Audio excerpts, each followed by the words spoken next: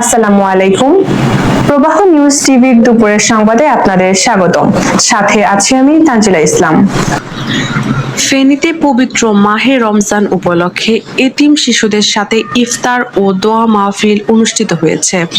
সামাজিক পরিবেশ ও মানবাধিকার বাস্তবায়ন সংস্থা ফেনী জেলা শাখার উদ্যোগে পাগলা মিয়া এতিমখানা মাদ্রাসায় এই মানবিক আয়োজন করা হয়।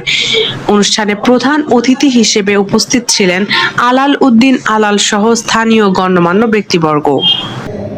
আজকের এই মাহফিলে সম্মানিত পৌঁছে দেন আল্লাহ, আমাদের পাশের বিশাল কবরস্থানে এদিকে পৌঁছে দেন আল্লাহ। মাশরিক থেকে মাগরিব সীমালতে জন্য যারা যারা পরিমাণ ইমান মুখোমুখি নিয়ে কবরস্থ আছেন, আল্লাহ সকলের কবরে হাদিয়েটুকু পৌঁছে দেন আল্লাহ। আমরা যারা হাত তুললাম, আমাদের যাদের আব্বা আম্মা দাদা দাদু নানা নানি শ্বশুর শাশুড়ি আছে তাদের করম বা বন্ধু পাড়া প্রতিবেশী আল্লাহ যার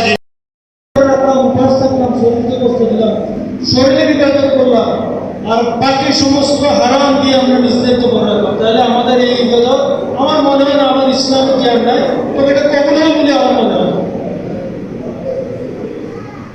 এটা সিনের একটা বাংলাদেশে একটা ছেলে সিনে পড়ালেখা করার জন্য বলেছে, তো সিনে তো ধর্মহীন মানুষের সংখ্যা বেশি। এরা বলতেছে তুমি তো বাথরুমে থাকলে কেউ দেখতেছে না, কারণ আমি আল্লাহকে ভয় করি।